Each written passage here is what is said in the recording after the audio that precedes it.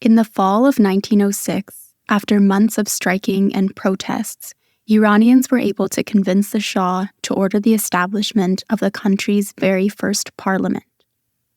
On October 7th, the newly chosen members of the Majlis gathered in Tehran to hold their first session, marking a significant moment in Persia's modern political history.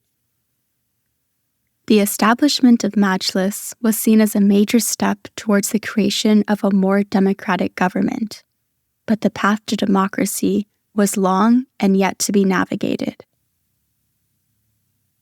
The first order of the new parliament was the creation of a new constitution for the country.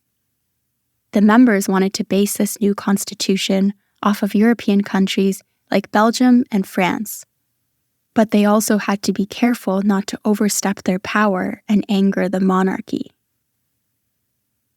This fine line was navigated by the deliberate ambiguity of large sections of the constitution draft.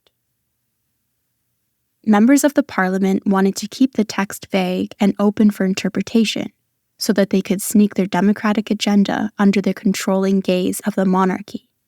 This new constitution didn't mention anything about the rights of the people and limiting Shah's unlimited power. However, it was made clear that no law could be validated without its approval and certification from the parliament. Majlis was now the only credible legislative branch of the government.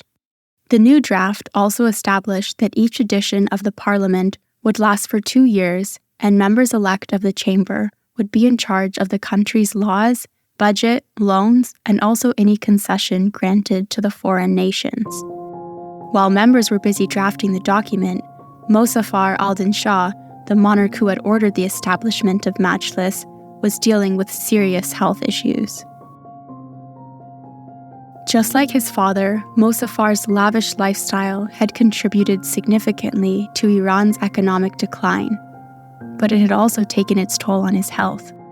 Now, at the age of 50, he was gravely sick, and doctors weren't hopeful of his recovery. As the shadow of death loomed closer to the Qajar king, the court was preparing itself for another transition of power. The person chosen to take Mozaffar's place was his son, Muhammad Ali Mirza. Initially, Muhammad was a strong ally of the protesters and supported their early claims from inside the court. But after the people's call for parliament, he had become a fierce opponent of the constitutionalists. He was inspired by his late grandfather and wanted to bring back the absolute power of the monarchy to the House of Qajar. With Mozaffar on his deathbed and Muhammad Ali gunning for the destruction of the parliament, the members rushed to finalize the draft of the constitution and get it signed by the Shah before it was too late. On December 30th, 1906, the parliament finally presented their proposed constitution to the king, and he approved of the text and signed it into action. Only 5 days later, Mozaffar al-Din Shah died, and his son Muhammad Ali came to power, determined to cancel the newly found Majlis and to shut down Persia's very short-lived democracy. Hi, my name is Oriana, and you're listening to The Lion and the Sun, a modern history of Iran. Muhammad Ali Mirza was the oldest son of Mozaffar. His mother was Taj al-Muluk, the first wife of the Shah and the daughter of Amir Kabir, one of Iran's most consequential politicians of that era. Amir Kabir was the Grand Vizier under King Nasser al-Din Shah from 1848 to 1851. He was one of the most influential figures in the early constitutionalist movement in Iran. He initiated various reforms aimed at modernizing and westernizing the country, including improvements to the army, agriculture, and the education system. He also played a crucial role in the establishment of Iran's first modern college, Dar al-Funun. One could say that he was the mastermind behind the cascade of events that ultimately led to the constitutional revolution. Amir Kabir was eventually accused of undermining the power of the king and religious clergies. He was removed from his position, sentenced to prison, and was ultimately assassinated in 1852. Despite being the grandson of one of Persia's fiercest warriors of progression, Muhammad Ali was bent on regressing the country into the so-called glory days of Nasr al-Din Shah. Before his ascension into the crown, Muhammad Ali, afraid that the constitutionalists would back his uncle's claim to the throne, played a supportive role to the movement. He was the one who convinced Mozaffar to accept the original demands of the people and acted as a mediator between the protesters and the crown. But after becoming king, he changed course. As mentioned in the previous episode, the British government championed the cause of the people. Their embassy became a sanctuary for protesters, offering them vital support in their resistance against the monarchy. In contrast, the Russians seemed to be playing a different game. From a young age, Muhammad Ali had shown affinity towards Russia. His perspectives were shaped significantly by Soraya Shapshal, his Russian tutor. This bond, combined with the geopolitical dynamics, meant that the king felt a deeper connection to Persia's northern neighbors. The Russians, recognizing this rapport, more closely aligned with his anti-constitutional views on Persian politics. For his coronation, Muhammad Ali refused to invite members of the parliament. Moreover, in one of his first acts as king, he removed Moshir al-Dowleh, the Grand Vizier of his father, who had a helping hand in the establishment of the parliament.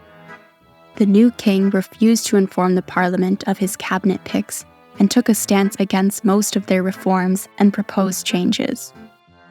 The biggest showdown between the court and the parliament, however, came the following year and through the tweaks being made to the constitution. As mentioned previously, during the winter of 1906, the members of the parliament had rushed to finish their proposed constitution so that the sixth Shah could sign it before his death. This led to significant shortcomings in the final text. The new constitution had many vague and unexplained parts that made the job of legislative and executive branches impossible. So, the members decided to draft a new amendment for the constitution and add more provisions and clarity to the original text. During this time, the unity between the constitutionalists was also on the brink of collapse, and finding common ground for certain issues was becoming harder by the day. The amendment highlighted principles of freedom and equality for all Iranians. However, this did not sit well with the religious faction of the constitutionalists, who perceived these principles as incompatible with Sharia law and Islam's supremacy. They believed that people and their democracy should never undermine the laws put in place by God and religion. One of these clergies, Fazl Ola Nuri, who was a strong supporter of the people, became a harsh critic of the parliament. He insisted that a separate assembly, consisting of wise Shiite clergies, should be put in charge to make sure none of the laws passed in the Majlis were against the word of God. Muhammad Ali Shah, noticing the rift between the religious and secular constitutionalists, decided to exploit it to sow further discord among the members.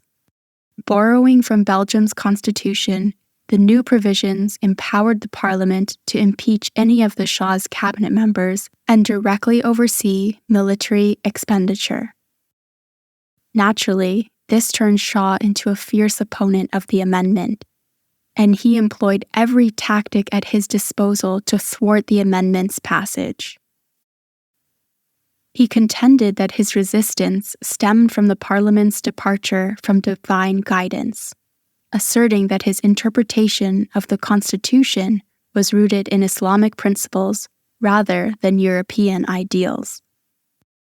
Muhammad Ali's strategy bore fruit. The once dynamic parliament, which had swiftly enacted groundbreaking legislation, now spent most of its time in fighting amongst its members, and the legislative branch was effectively crippled.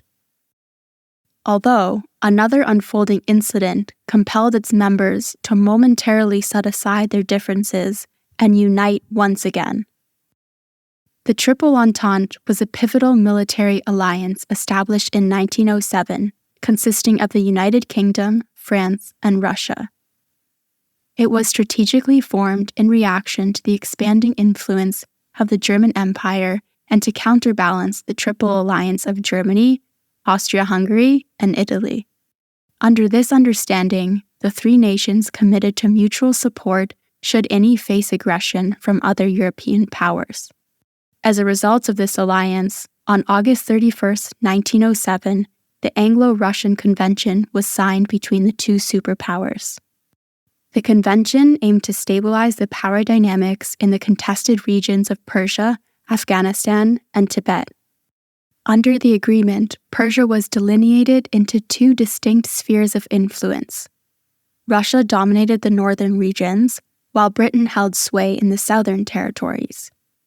The central portion was designated as a neutral zone, reserved for the Persians themselves.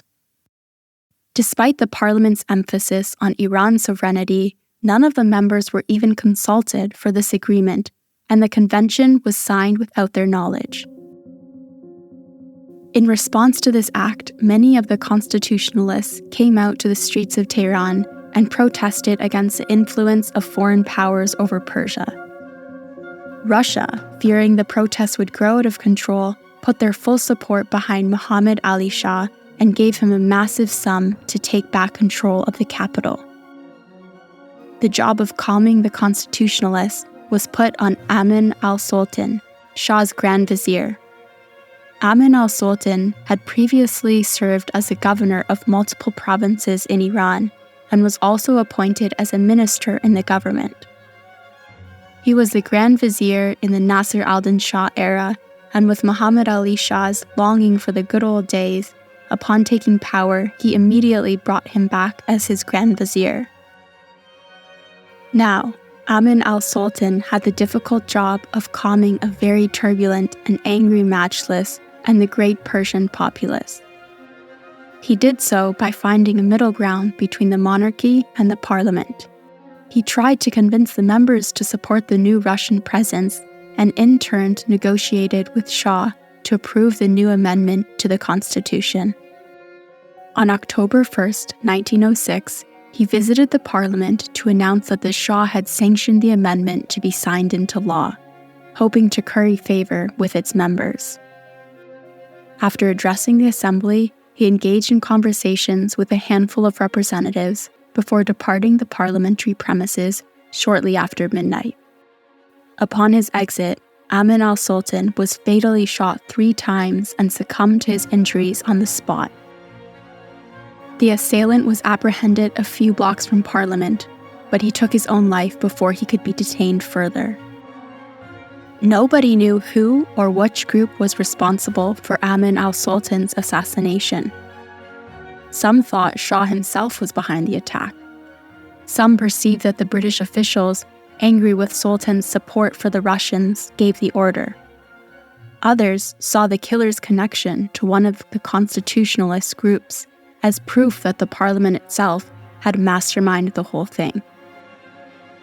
Either way, Shah, spooked by the assassination, quickly signed the amendment into law, and the tension between the two branches ceased for a while.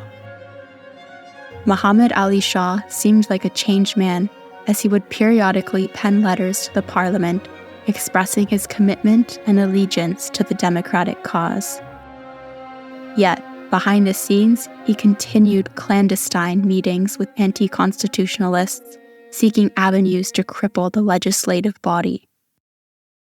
During this period, with the apparent reprieve from monarchical interference, the parliament regained its footing and embarked on implementing transformative reforms across the country. The progressive faction undertook a reorganization of the chamber's seats to ensure better representation from the nation's remote regions. They advocated for the removal of religious prerequisites, championed the idea that individuals of any belief should be eligible for membership. Additionally, they took decisive measures to curtail the monarchy's expenditures, effectively reining in Muhammad Ali Shah's self-indulging spending habits. Muhammad Ali Shah, enraged by these actions, still had to show the outward pretense of support for the parliament. But in truth, he sought out ways to combat them. His plan was to weaponize gangs of Tehran and send them towards Majlis headquarters, demanding that the members stop with their slaughter of Persian traditions. At the same time, Fazl-Ullah Nuri, the religious constitutionalist, saw the progressives' latest wave of change as the last straw and a clear threat to Islam.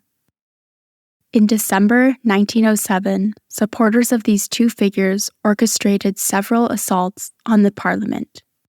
They gathered in prominent areas like Baharstan and Tubkhane squares, vocalizing their dissent with anti-constitutional slogans. Fazl-Ullah Nuri delivered impassioned speeches condemning the so-called sins of the constitutionalist infidels to religious factions. As days progressed, these gangs became increasingly intoxicated and their aggression escalated. As the anti-parliament coalition was growing bigger by the day, the people, fearing that the Persian democracy, still in its infancy, might end soon, came together to form another alliance against the barrage. Different factions of the parliament, multiple unions, and people of Bazaar stopped working in protest and gathered en masse to protect the Majlis building. They repurposed a mosque in the vicinity and used it as their defensive headquarters. Each union and fracture took one of the rooms, and together they began hosting inspirational talks and speeches in the middle of the mosque. Ultimately, the two opposing sides met in front of the parliament for the final showdown. The gangs wanted to attack and capture the parliament building, but the sheer amount of people who came out in its defense was too big to ignore. After a few days of hostility, the mobs had no choice but to disperse. After these events, Muhammad Ali Shah once again vowed to protect the constitutional democracy of Persia and wrote an oath on the back of the Quran, solidifying his commitment to safeguarding the parliament. Democracy was protected once more, and this time it seemed that the peace was there to last.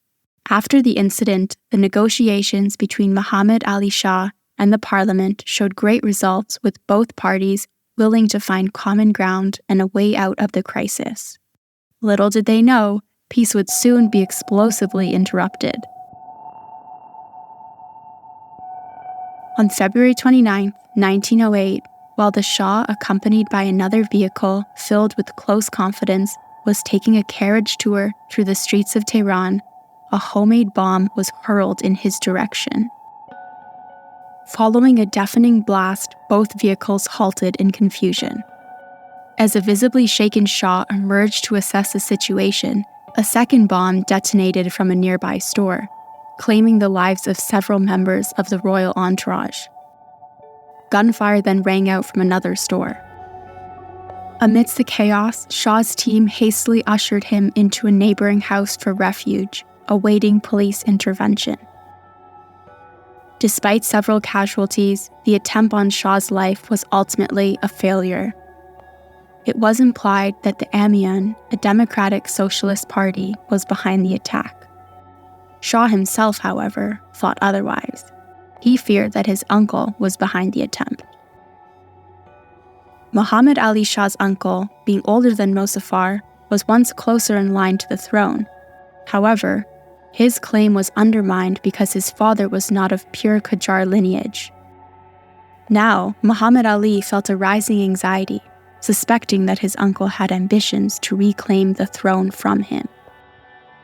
In the aftermath of the assassination, Shah apprehended a few of the suspects and confined them in Golestan Palace, a historically significant building of the Qajar dynasty. There, they were held captive and subjected to rigorous interrogation in the hopes that one of them would spill the truth about the attempt and those behind it. The parliament took issue with the actions of the Shah. They maintained that this type of behavior was exactly the kind of power abuse they were planning to fight. They demanded that Shah give up the prisoners to the Justice Ministry for proper prosecution. Shah saw his actions as rational and reasonable. His life was put on risk, so he was going to make sure the responsible parties pay for their sins. The dispute over prisoners once again reminded Muhammad Ali Shah how the monarchy had become powerless with the existence of the parliament. He knew then that as long as this legislative body existed, the golden era of the Qajars could not be restored. During April of 1908, right after the Persian New Year, various sources within the court and the parliament began issuing warning about the latest plans of Muhammad Ali Shah. Ever since the assassination attempt, fearing for his life, Muhammad Ali Shah had refused to leave the Golestan Palace. His only companions during his self-imposed isolation were his former Russian tutor and a select group of confidants, all of whom had strong affiliations with the Russian Empire and voiced opposition to the parliament's authority. As Shah grew more isolated and paranoid, the infighting among the members of the parliament increased. The once united chamber now consisted of numerous fractions, each seeking their own political agenda and each refusing to cooperate with the rest. Some believed that the only path forward was appeasement toward the Shah to prevent further escalation. Others had completely given up on the idea of a constitution and just wanted to protect their lives and interests. A few wanted a more strict oversight on the monarchy to exhibit the power of the chamber, and the religious members just wanted to safeguard their ideology and traditions. All this infighting turned the once progressive and pragmatist Majlis into a gridlocked idle body and a shadow of its former glory. In summer of 1908, after a series of minor uprisings in Tehran, Muhammad Ali Shah decided to migrate from the Golestan Palace and take shelter in Bag Shah. Bag Shah, or the King's Garden, was a place of leisure and entertainment for the royal family and members of the court. It was also a location for various events and ceremonies, including state receptions and official banquets. Bag Shah was renowned for its beauty, but it was also a strategic stronghold. Located outside of the city center, the garden wasn't as exposed as the Golestan Palace and had a strong structure that allowed for military protection. After Shah settled within the building, the Cossack Brigade, the Russian-supported and trained fraction of the army, were put in charge of its defense and filled the area with their soldiers. In a letter to Tehran, Shah explained that he had relocated due to Tehran's heat and would manage the day-to-day affairs of the country from his new base. Within days, he undertook a comprehensive reshuffling of his central administration. Now, appointments were made to critical positions, including the heads of Tehran's police and the city governorship, among others. These orders were not consulted with Majlis, and the members started criticizing Shah for his authoritarian rule. Shah, ignoring the criticisms, wrote a letter to the parliament and demanded reforms to the press, setting limitations to what unions and institutions could do, and finally, firing some radical constitutionalists from the chamber.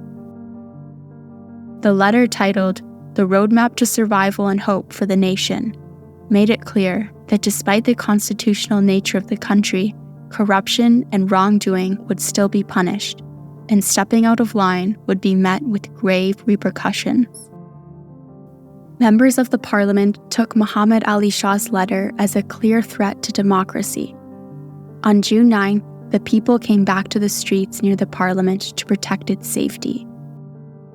Echoing the events of the previous December, supporters of the constitutional movement took refuge in a nearby mosque.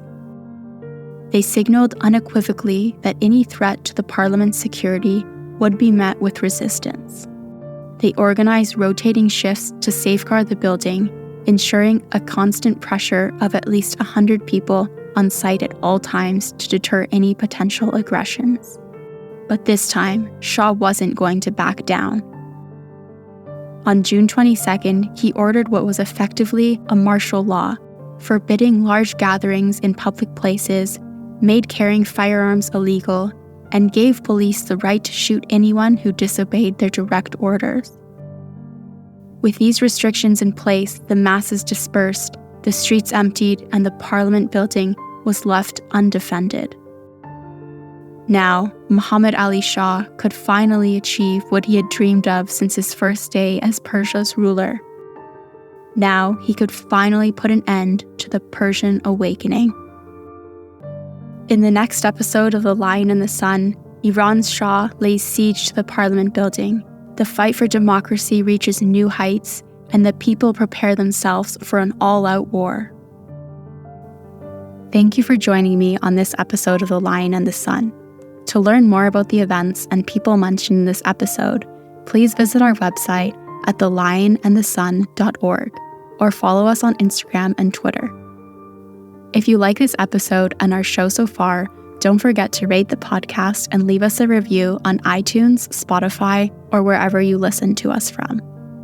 Your feedback will help us to improve and bring you even more engaging content in the future. We look forward to continuing this journey with you and exploring the rich history of Iran together. My name is Oriana, and I'll see you in 2 weeks. Thanks for listening.